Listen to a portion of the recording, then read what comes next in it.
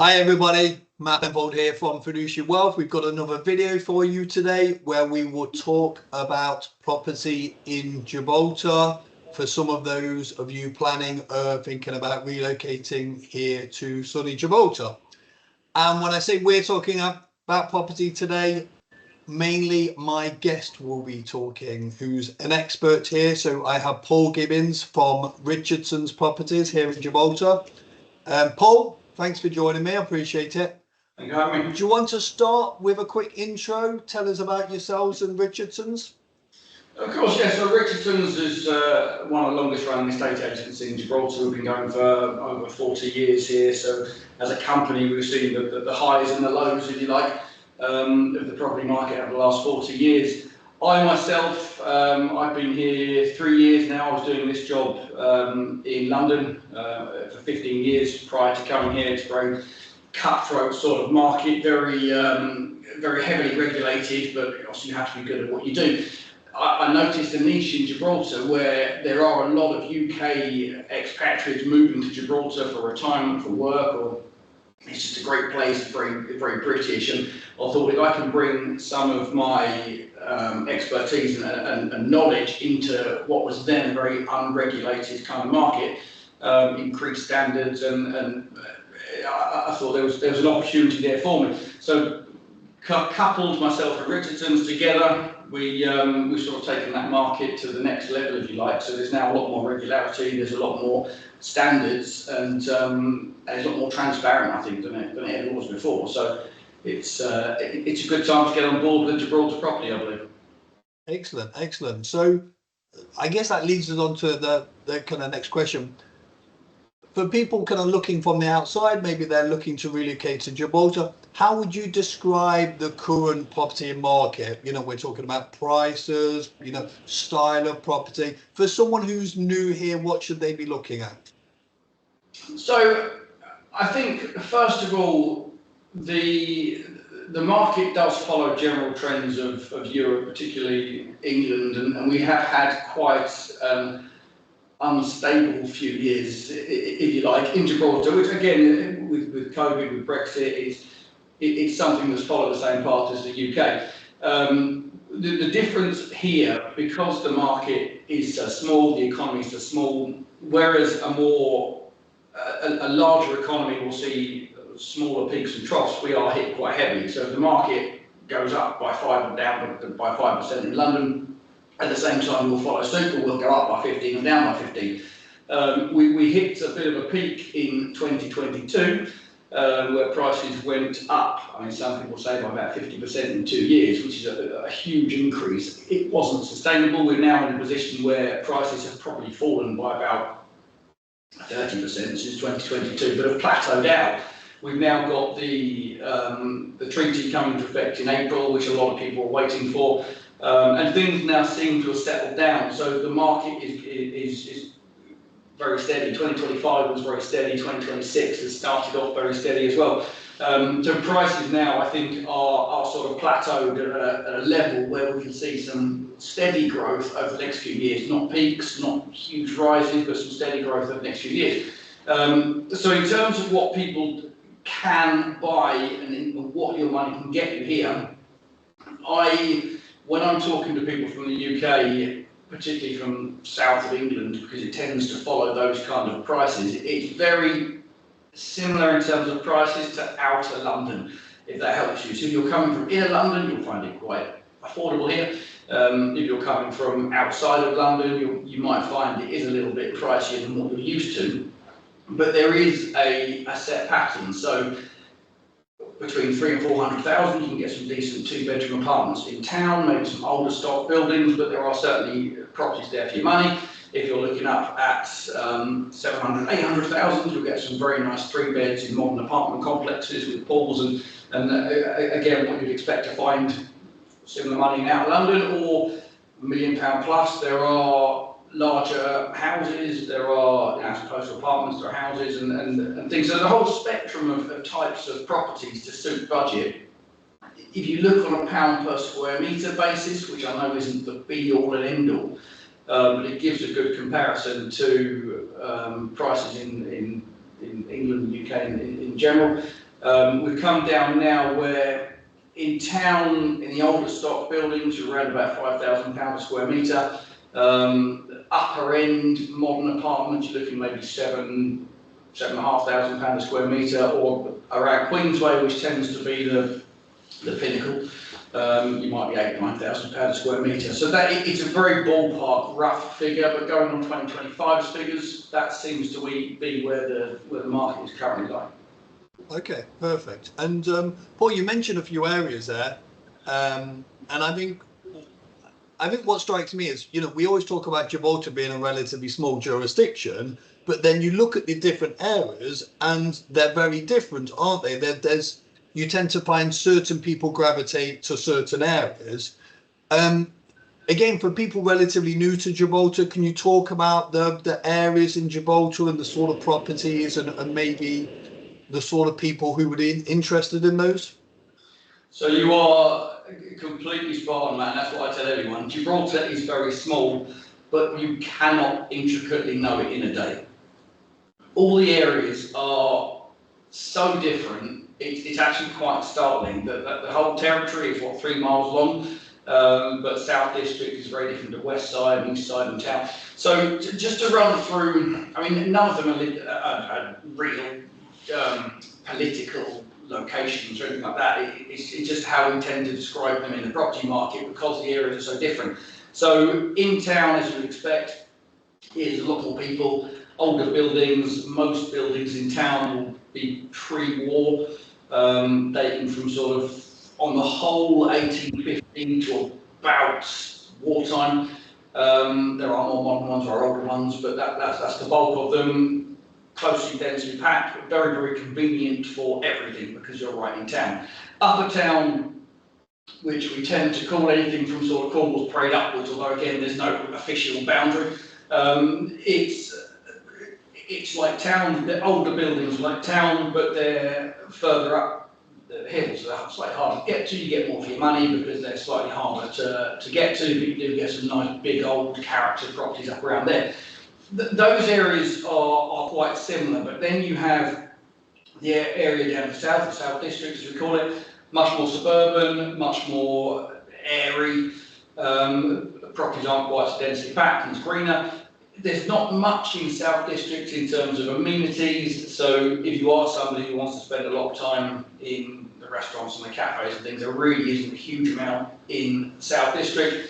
But for those who like fresh air, views, you've got some great views of the sea. It's also slightly less muggy in the hot summer months because the Levanta, the rock isn't quite so high in that area, so the Levanta cloud can be blown across. So it's just a more open, airy, greener feel.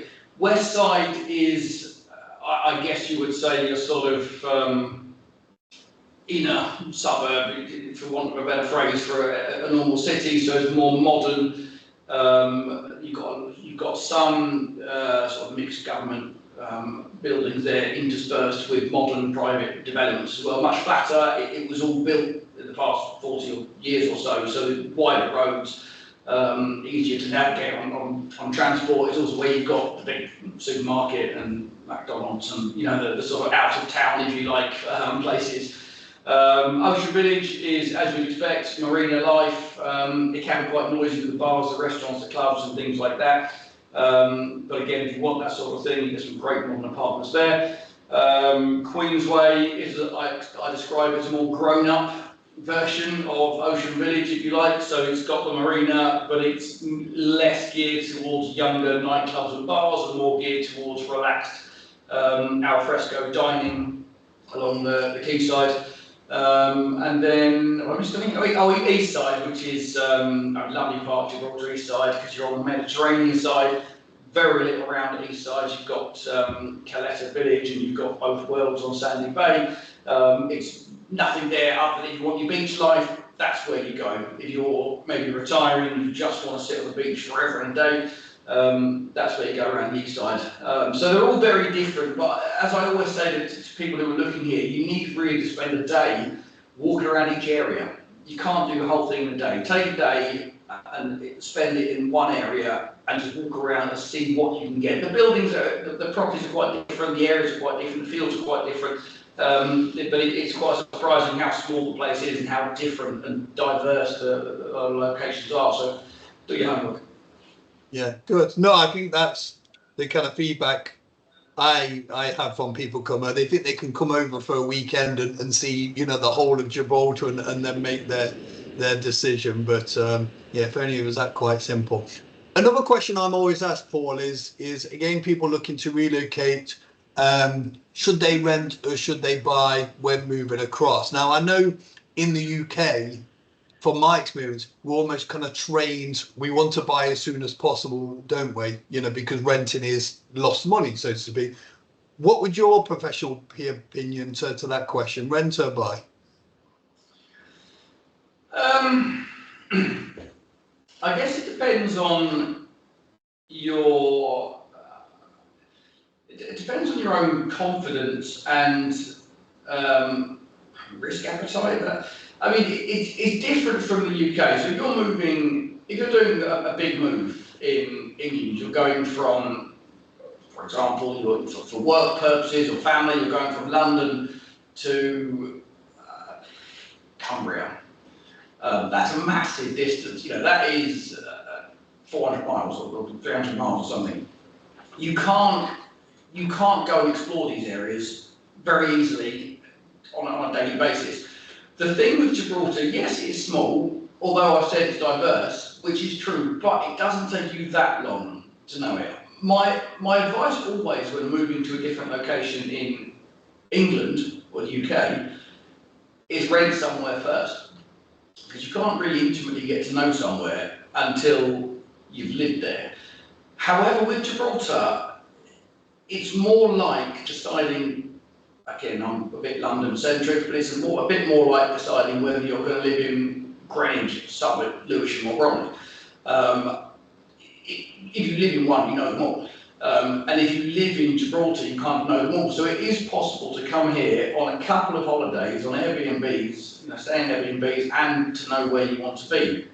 The problem with Gibraltar is the rents are fairly high, and if you're coming here with a reduced budget and you're renting a place for a year, which is generally what the shortest contracts are, you're probably losing £25,000, which that's your stamp duty. If you're buying a larger place, or if you're buying a smaller place, that could be a good chunk of the money you have. I don't think it's always necessary to rent 12 months in Gibraltar to discover the place. You can quite easily discover the place in a month or something. You could Airbnb it for a month. You could come for a couple of holidays here and intimately get to know. So I guess it depends firstly how much capital you've got behind you, because that's the realistic figure. If you're renting, you are throwing money away. It's lost money, and you can't buy something quite as you would like to have done in the first place because you've lost £24,000 on the rent. But then if you're very concerned about intimately knowing an area, then maybe rent for 12 months. Or if you're not 100% sure about coming to Gibraltar, you like the idea of it, but you're not 100% sure it's going to work for you, then maybe rent for 12 months. But I would say if you've got your heart set on it and it's something you've been considering doing for a while, I would say particularly this time while the market is quite low, buy something straight away. Come discover the place, but then get on the property ladder while it's relatively low, and once the borders open, enjoy the rises. Yeah, no, I mean, I think that's a view that I would almost share, in the sense of, you mentioned earlier, when we talk about it in a minute, you know, we have the treaty, which is going to give Gibraltar access to the Schengen area, which is driving a lot of people here. We've got the pause on residency applications, which should be unpausing soon. And I mean, we have a big list of people wanting to move. I'm sure you've had a lot of inquiries, and there's almost like this backlog that's going to kind of flood Gibraltar, and therefore is going to maybe be a bit of a battle for properties. Could you see that happening? Right, so the residency pause is actually the bigger issue to us at the moment. The treaty, it's been going on now for so long. I think people have largely got over it. Yes, I know people will talk about it as to why it's stagnating the market or whatever. I think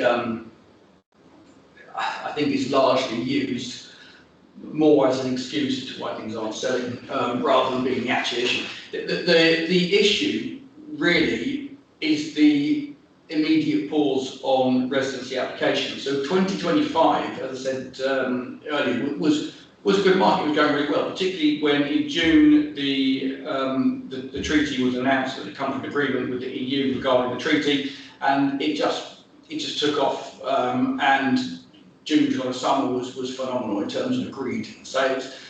In October, they, out of the blue, no warning, froze all new residency applications, and it just killed it, stone dead. We didn't have many people pulling out of transactions. I think I did some figures. We had, I think, literally half of our pipeline at the time was people coming here from the UK. They were buying, they didn't live here, they weren't resident, they were buying straight from the UK, and only one of those actually withdrew. The vast majority of them did go on to complete, but there wasn't much new business being written in October, November, December, which is quiet. But that should be quite a short-term thing. So it's interesting what you say there. Is there going to be a built-up backlog, a coiled spring of new residency applications when this opens? And yes, we are seeing a situation where we have got people who are looking at properties, who we're in touch with on a daily basis, who are literally waiting to know what the new framework for the residency looks like, and then they will commit to buying a property, and then they will be putting application in for residency should they meet the criteria. So yeah, and what that will do, how government will cope with that, I don't know, because the pause was there to clear a backlog in the first instance, and it might transversely be creating another backlog coming up. But again, it's not, I don't think Gibraltar wants to stop more people coming here. And we have big developments like the Reserve, the East Side project, Lithium Bayside, big new developments that are being built where we have thousands of new homes at the higher end of the price spectrum coming to market very, very soon. Who are we looking to target these at? And I think government are aware that to keep the economy going, we have to have overseas people coming in. I think government just want to be a little bit more careful about who we're allowing to come in. So yes, we want net contributors, which I think most of the people coming here are net contributors anyway. You know, we're talking about people who've got the ability to move and to purchase property in Gibraltar. So I think we're not talking about people who are going to use more than they contribute. I think so. I don't know. I think there will be a spike in residency applications. I think there will be a spike in property sales, which will help us as a business, as an industry, and any homeowners, anyone who gets on the ladder early. I think anyone who is prepared to make that jump, potentially before the residency applications are reopened again, if someone's prepared to get on the ladder now and take that jump, then they could benefit quite a bit by a spike towards the end of the year. And in terms of the treaty, I don't think the treaty, there's mixed messages I get from the public and from local people here as to whether it's positive or a negative. I try and avoid getting involved in the politics myself because that's not my game. But I don't think it's going to have a hugely wild impact on prices. I think what we will see more of, which is healthy, is more people moving in and out of Gibraltar. So again, going back to the London model thesis, if you like, you have, for example, London and Kent. Now, when London prices go up, people decamp out to Kent, and that brings London prices down and pushes Kent prices up. And then when people realise they can move back into London, they move into London. So you've got this constant seesaw. And I think we might find, not necessarily with Gibraltarians, but with overseas workers, we might see that seesaw between La Linea and Gibraltar. So if La Linea prices are going up, people can sell and move to Gibraltar, then we might see that constant seesaw, which keeps the market moving. It's good for the economy, it's good for the house market, and I think that is what's going to lead to slightly above inflation increases in property prices, but what we don't want to see is the 50% rises in 2 years. We just want to see the steady growth that I think we're going to see for the next decade or so now. Okay, perfect, great. Oh, that's really helpful. So finally, and we're talking to people who are considering relocating to Gibraltar, or they're planning to relocate to Gibraltar. What would be your number one tip that you would give someone who's watching this video now and thinking, okay, I'm interested in looking at property in Gibraltar? What would be your number one tip? Do your homework, I would say. Look at what's available, look at what works for you. There are, I think, 28 estate agents registered at the moment in Gibraltar. Speak to all of them. Use propertygibraltar.com, which is effectively the right move for Gibraltar. Everything is listed on there. Agents will tell you that they have access to all properties. They don't. Agents have access to their own stock, so speak to all of them. And I would say get in touch with as many agents as you possibly can. Look through the pages of Property Gibraltar. Look at which agents are marketing the type of things that you are looking for, budget-wise, type of property-wise, and contact them directly. Speak to them, see what they can offer you. But then make sure, because there are no right move sold house prices, it's a slight different. You may be used to buying property in the UK where you can look at what other things in the street have sold for. You can't do that here. So really it's a case of looking at as many things within your budget as you possibly can that meet your criteria, and you will be able to get an idea of where the values are and what things are worth. If there's something you prefer over something else and they're both the same price, that one's worth more to you. So do your homework, really. I would say spend some time looking at propertygibraltar.com, which is the right move portal, speaking to the estate agents that are here and really working out what you're trying to get from Gibraltar, what areas would work best and give you what you're looking for and what values are in those locations. Great. Well, Paul, look, I really appreciate you joining us. I know people watching this would appreciate your expertise. For those who are watching, then feel free to reach out to Paul. Any property matters, obviously myself, as always, about residency in financial planning. And make sure you subscribe to our YouTube. But for now, Paul, thank you very much. I appreciate it, John. Thanks very much. Nice to see you again, Matt. We'll speak soon.